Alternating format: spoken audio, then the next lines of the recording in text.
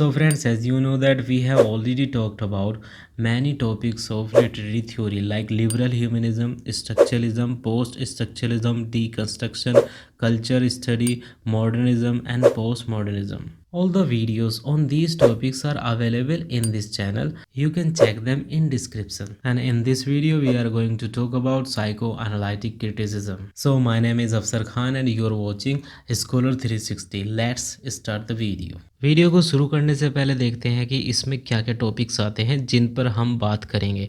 पहला आता है व्हाट इज़ साइकोएनालिटिक क्रिटिसिज्म।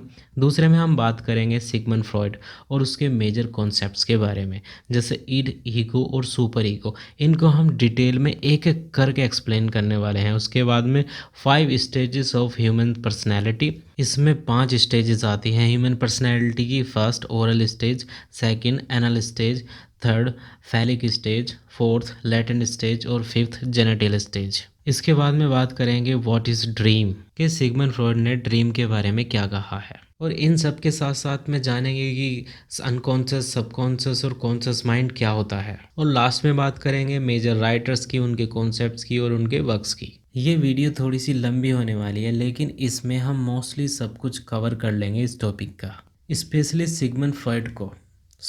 बात करते हैं what is psychoanalytic criticism. A king killed his own father and marries his own mother. Sound familiar?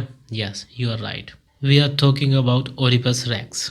Oedipus Greek mythology में एक किंग था जिसके बारे में सोफोक्लिस ने एक प्ले लिखा था, और उस ड्रामा में सोफोक्लिस ने ओडिपस की लाइफ को पोर्ट्रेट किया था। यहाँ पर हम किसी भी ड्रामा को एनालाइज नहीं करने वाले हैं, लेकिन किसी भी करेक्टर की साइकोलॉजी को जानने के लिए ये चीज़ें ज़रूरी होती हैं जानना, according to the Sigmund Freud. तो आसान शब्दों में हम कह सकते हैं कि साइको एनालिटिक मेथड एक्सप्लोर करता है ह्यूमन साइकी को, और ये मेथड यूज़ किया जाता है किसी भी टेक्स्ट या किसी भी आर्ट के पीछे की छुपी हुई या दबी हुई डिज़ायर को या मीनिंग को जानने में। अगर हम सिगमंड फ्रॉइड की बात करें, जो कि एसोसिएटेड है साइकोलॉजी से, वो एक डॉक्टर था जिसने नई टेक्निक इन्वेंट की थी अपने पेशेंट को क्योर करने के लिए। लेकिन उसके आइडियाज़ और उसके कॉन्सेप्ट जो हैं वो लिटरेरी क्रिटिसिज्म में किसी भी वर्क को क्रिटिसाइज करने के लिए किए जाते हैं।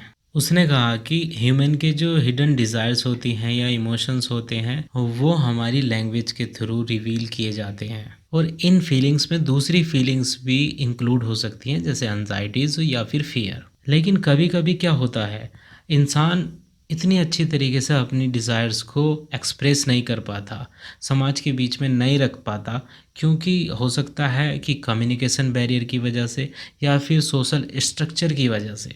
लेकिन हम अपनी डिज़ायर्स को या अपने इमोशंस को ज़्यादा दिन तक अपने आप में दबाए नहीं रख सकते, और ये चीज़ें हमारे माइंड से बाहर आने का रास्ता अपने आप खुद ढूंढ लेते हैं, जैसे हमारे जेस्चर या फिर हमारे फेशियल एक्सप्रेशन, हमारी राइटिंग या फिर हमारी आर्ट।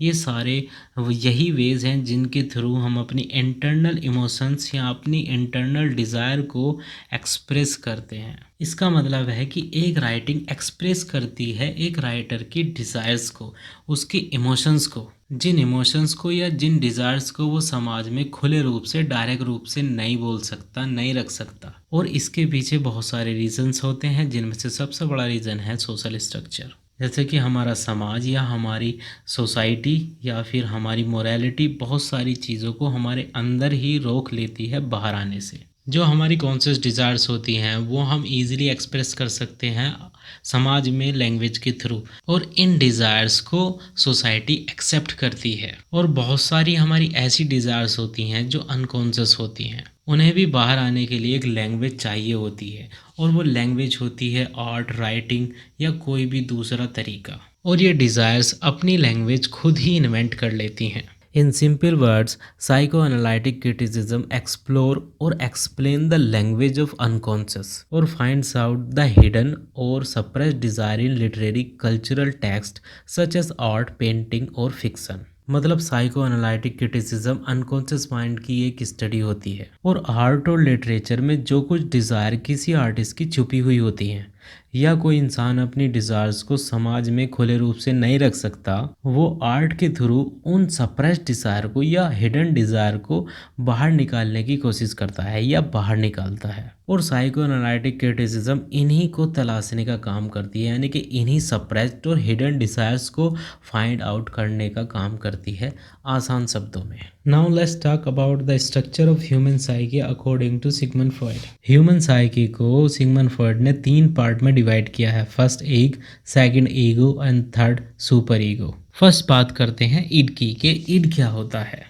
ईड को बहुत ही आसान भाषा में समझने के लिए हम इसको ह्यूमन का डेविल पार्ट भी कह सकते हैं, जिसको हर तरह के प्लेजर चाहिए, हर तरह का कंफर्ट चाहिए, हर तरह का आराम चाहिए। ये हमारी ही पर्सनैलिटी का एक पार्ट है जो हमारी पर्सनैलिटी में बाय बर्थ रहता है, और ये अनकॉन्शियस पार्ट होता है हमारी पर्सनैलिटी का। मतलब it's based on the pleasure principal, और ये बच्चों में सबसे ज़्यादा देखने को मिलता है। इट किसी भी डिज़ायर को बहुत जल्दी सेटिस्फाई करने के लिए ह्यूमन माइंड को ट्रिगर करता है, और अगर ये राइजिंग डिज़ायर जल्दी से सेटिस्फाई नहीं होती तो ये एंजाइटी या टेंशन में चेंज हो जाती हैं और ह्यूमन को परेशानी बढ़ने लगती है। फॉर एग्जाम्पल, एक छोटा सा बच्चा जब उसको कुछ चाहिए होता है तो वो ज़ोर ज़ोर से रोता है, और जब ईड की डिमांड को फुलफिल कर दिया जाता है तो वो शांत हो जाता है। सपोज करो कि अगर हम किसी बच्चे को कन्विंस करते हैं कि तुमको अपना खाना, यानी कि उसका खाना थोड़ी लेट खाना है, तो वो बच्चा मानेगा नहीं, क्योंकि उसकी जो ईड है वो काफ़ी स्ट्रॉन्ग है और उसको इमीडिएट सेटिस्फैक्शन चाहिए, क्योंकि उसकी पर्सनैलिटी में दूसरे एलिमेंट्स की कमी होती है और ईड ज़्यादा होता है। और वो बच्चा तब तक रोता रहेगा जब तक उसको उसका खाना नहीं मिल जाता, या फिर खाने की जगह यहाँ पर कुछ भी दूसरी चीज़ भी हो सकती है, जैसे कोई खिलौना। और जैसे जैसे ह्यूमन बड़ा होता जाता है ये कम होता जाता है और मोरालिटी बढ़ती जाती है, क्योंकि अगर ऐसा ना हो तो ह्यूमन दूसरे के लिए और अपने के लिए बहुत ही खतरनाक हो सकता है, क्योंकि अगर उसको कुछ चाहिए होगा तो वो उसको डायरेक्ट लेने की कोशिश करेगा, और इस केस में इंसानों के बीच में बहुत बुरी सिचुएशन आ सकती है। इसके बहुत सारे एग्जाम्पल हो सकते हैं जो हम अपनी डेली लाइफ में देखते हैं, जैसे कि चोरी, मर्डर, लूटपाट या रेप। ये सारा ईड का ही नतीजा होता है जो इमीडिएट सेटिस्फैक्शन पर बेस होता है। अब बात करते हैं सुपर ईगो की। सुपर ईगो का काम ह्यूमन साइकी में ईड को कंट्रोल करना होता है, या फिर आसान शब्दों में हम कह सकते हैं कि ये ह्यूमन साइकोलॉजी का या ह्यूमन कैरेक्टर का एंजल पार्ट होता है। सारे जो भी अच्छे काम होते हैं, देवीय काम होते हैं, सुपर ईगो का ही नतीजा होता है। फ्रॉइड कहता है कि जो सुपर ईगो होती है वो ईड को एक्सप्रेस करने का या उसे गेन करने का एक तरीका होता है मोरल वे में। मतलब अगर सोसाइटी में हमारी कोई डिज़ायर होती है तब हम उसको एक रूल को फॉलो करके पूरा करते हैं, ना कि उसे डायरेक्ट किसी से छीन लेते हैं। फॉर एग्जांपल, अगर हमें कोई बाइक चाहिए होती है तब हम उसे दूसरे बाइक ओनर से छीनते नहीं हैं, लेकिन क्या करते हैं, हम एक रूल को फॉलो करते हैं, पैसा कमाते हैं, जब जाके बाइक खरीदते हैं। फ्रॉइड कहता है ये 5 साल की एज से स्टार्ट होती है। सुपर ईगो किसी भी ऑब्जेक्ट के लिए हमारा नज़रिया बनाता है, जिसे एटीट्यूड कहते हैं, कि ये अच्छा है या बुरा है। इसमें रिमर्स जैसी फीलिंग होती हैं। ये हमारे बिहेवियर को सिविलाइज बनाता है। जो ह्यूमन बीइंग के अंदर इमीडिएट सेटिस्फैक्शन की डिमांड होती है ये उसको कंट्रोल करता है और सोसाइटी में बैलेंस बनाए रखता है। और अब बात करते हैं कि ईगो क्या है। ईगो रियलिटी पर बेस होती है और ये कॉन्शियस माइंड का एक फीचर है। इसमें ह्यूमन पर्सनैलिटी रियलिटी से डील करती है। इसमें ईड को सोसाइटी के बनाए हुए रूल्स के थ्रू सेटिस्फाई किया जाता है। ये ईड और सुपर ईगो को कंट्रोल करती है, यानी कि बैलेंस बनाए रखती है उन दोनों का। फ्रॉइड ईड को हॉर्स से कंपेयर करता है और ईगो को हॉर्स राइडर से कंपेयर करता है। हॉर्स राइडर को स्पीड और मोशन देता है, जबकि राइडर हॉर्स को सही डायरेक्शन देता है। बिना राइडर के हॉर्स जहां उसकी मर्जी वहां चला जाएगा और जो कुछ उसे अच्छा लगेगा वही करेगा, लेकिन राइडर हॉर्स को जहां चाहेगा वहां ले जाएगा। इस तरह हमने देखा कि किस तरह ईगो ईड को कंट्रोल करती है। इस डिस्कशन के बाद हमने देखा कि किस तरह ये तीनों जो पार्ट हैं ह्यूमन साइकोलॉजी के या उसके नेचर के, ये किस तरह सोसाइटी को बैलेंस में बनाए रखते हैं। अगर ईड होता है ज़्यादा किसी ह्यूमन में तो वहाँ पर क्राइम ज़्यादा हो सकता है, और अगर सुपर ईगो ज़्यादा होती है तो वहाँ पर इसका बिल्कुल उल्टा हो सकता है। हम बात कर रहे थे साइको एनालिटिक क्रिटिसिज्म की। सिगमंड फ्रॉइड आगे कहता है कि अगर कोई सप्रेस्ड डिजायर डिजायर है भी तो वो हमेशा के लिए सप्रेस नहीं रह सकती। ह्यूमन अनकॉन्शियस माइंड उसे कई तरह से बाहर निकाल सकता है, जैसे art, drawing, dream, jokes, slip of tongues. Freud ने कहा कि लिटरेचर और आर्ट में हमेशा कोई ना कोई हिडन डिजायर जरूर होती है और जिसे psycho analytic criticism find out करती है। और फ्रॉइड ने सेक्सुअल डिजायर को ह्यूमन साइकी का प्राइमरी एलिमेंट कहा है और उसने इस चीज को लिबिडो का नाम दिया है। और लिबिडो की उसने 5 स्टेजेस बताए हैं। So let's explain here libido first. इसमें पहली स्टेज आती है ओरल स्टेज, सेकंड स्टेज आती है anal stage, third phallic stage and the fourth latent stage and the fifth genital stage. इनके बारे में वो कहता है कि साइकोलॉजी जो होती है ह्यूमन नेचर की वो इन्हीं 5 स्टेजेस से होकर डेवलप होती है। आगे बात करने से पहले इनको जान लेते हैं कि ये क्या चीज़ होती हैं। तो फर्स्ट से स्टार्ट करते हैं। What is oral stage? Oral stage का जो टाइम होता है वो बाय बर्थ से लेकर के 1 ईयर तक होता है। 1 ईयर के बच्चे का जो लिबिडो होता है यानी कि प्लेजर का जो सोर्स है, मतलब जहाँ से बच्चा प्लेजर को ड्राइव करता है वो उसका माउथ होता है। आपने देखा होगा कि छोटे छोटे जो बच्चे होते हैं वो हर एक चीज को उठा करके अपने मुंह में डालते हैं, उसे टेस्ट करके देखते हैं। और ऐसे छोटे बच्चों का अपनी माँ के साथ में भी यही बॉन्ड होता है। And the sucking the milk make bond between both of them. और अगर बच्चे की इस स्टेज में माउथ सकिंग जो डिज़ायर्स हैं, उसकी जो डिमांड्स है वो कम्प्लीटली सेटिस्फाई नहीं होती तो वो आगे चलकर बच्चे में परेशानी पैदा कर सकती है, जैसे नेल बाइटिंग करना, ड्रिंकिंग करना, सिगरेट पीना या फिर माउथ रिलेटेड और दूसरी प्रॉब्लम्स भी देखी जा सकती हैं। Now let's talk about the second stage, the anal stage. इसका टाइम होता है 1 ईयर से 3rd ईयर तक। ये लिबिडो का जो प्राइमरी फोकस होता है वो कंट्रोलिंग ब्लैडर और बाउल मूवमेंट होता है। मतलब बच्चा इस स्टेज में टॉयलेट को कंट्रोल करना सीखता है। ये पेरेंट्स की गाइडेंस में होता है और अगर इसकी जो ट्रीटमेंट है वो सही तरीके से नहीं होता तो बच्चे में डिसिप्लिन की कमी हो सकती है या फिर आगे चलकर उसकी पर्सनैलिटी डिस्ट्रक्टिव हो सकती है। 3rd स्टेज आती है द फैलिक स्टेज और इसका टाइम होता है 3rd ईयर से 6th ईयर तक। फ्रॉइड के अकॉर्डिंग इस स्टेज में लिबिडो उस बच्चे के जेनेटियल्स पर फोकस करते हैं। इस स्टेज में बच्चे को मेल और फीमेल जेंडर का डिफरेंस पता चलता है। फ्रॉइड के अकॉर्डिंग इस स्टेज में बच्चे अपने फादर को राइवल समझते हैं। यहाँ पर ओडिपस कॉम्प्लेक्स की बात होती है,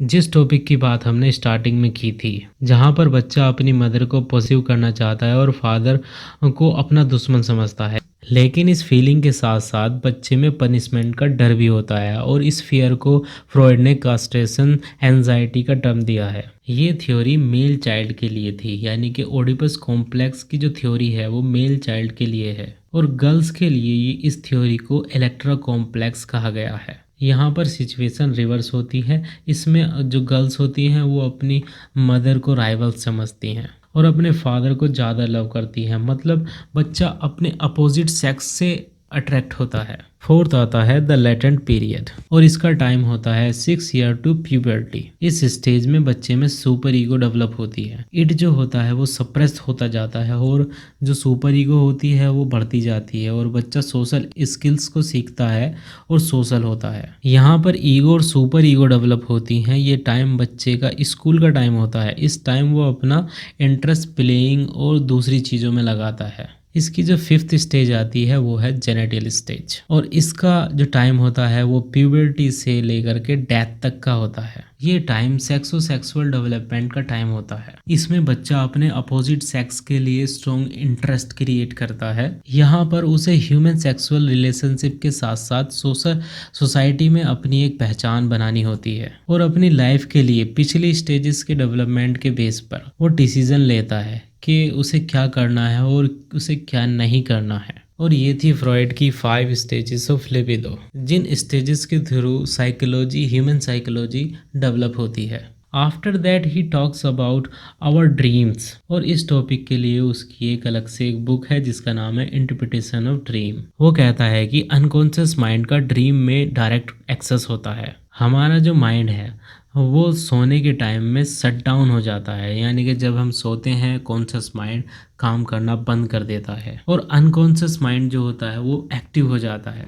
यहाँ पर हमारी जो डिज़ायर्स होती हैं, जो सेटिस्फाई नहीं हुई होती, यानी कि सप्रेस्ड जो डिज़ायर्स होती हैं या फिर जो हिडन डिज़ायर्स होती हैं, वो ड्रीम में सेटिस्फाई होती हैं। ऐसा हो सकता है कि कभी-कभी ड्रीम जो हाइड और जो सप्रेस्ड डिज़ायर्स होती हैं, उन्हें रिप्रेजेंट ना करे। आगे वो कहता है इस बारे में कि ड्रीम जो होते हैं, वो असल में एक टेंशन या स्ट्रगल की स्टेज होती है, जिसमें दो फोर्सेस होती हैं। पहली फोर्स होती है हमारा डिज़ायर की, कि किस चीज़ को हम कितनी फोर्स से या पावर से पाना चाहते हैं, ये डिज़ायर की फोर्स है। और दूसरी फोर्स होती है कि हमने इस डिज़ायर को कितनी पावर से हाइड किया है या कितनी पावर से इसे सप्रेस किया है, अपने अंदर बाहर निकलने से रोका है। मतलब अनकॉन्शियस माइंड की हमारे डिज़ायर को सेटिस्फाई करने की फोर्स और सुपर ईगो की इसको दबाने की फोर्स आपस में जब स्ट्रगल करती हैं तो ड्रीम प्रोड्यूस होता है। ये सिंपल शब्दों में सिगमंड फ्रॉइड कहना चाहता है। या फिर ड्रीम एक तरह के कोड होते हैं जिसमें कॉम्प्लेक्स इमेजेस होती हैं। फिर भी हम कह सकते हैं कि dreams are experience of repressed Dzire,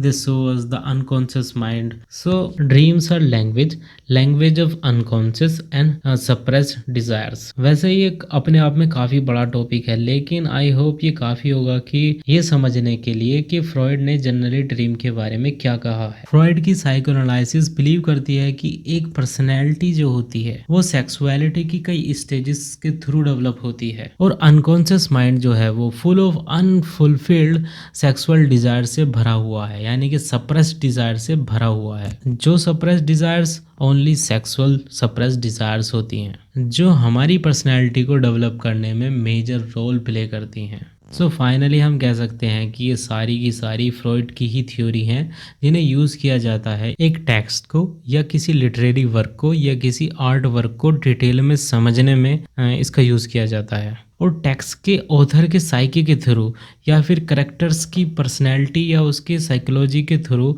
इस टेक्स्ट की हाइड मीनिंग या जो सप्रेस्ड डिज़ायर्स है उन्हें फाइंड आउट किया जाता है। सो फ्रेंड्स, ये जो वीडियो थी वो सिर्फ और सिर्फ फ्रॉइड की कुछ थ्योरी और साइकोएनालिटिक क्रिटिसिज्म क्या है इसको समझने के लिए थी। इसमें और भी बहुत सारे टॉपिक्स हैं, जैसे कि reader response criticism, archetype criticism, या फिर collective unconscious by CJ Jung, और feminist psychoanalysis, then structuralist psychoanalysis, language and unconscious by Jacques Lacan, Lacan की feminine sexuality, theories of Harold Bloom, theory of Deleuze Guattari. Well, हम इन सब theory को भी एक एक करके यहाँ पर डिटेल में एक्सप्लेन करने वाले हैं। So stay tune with us and thanks for watching us. Have a nice day.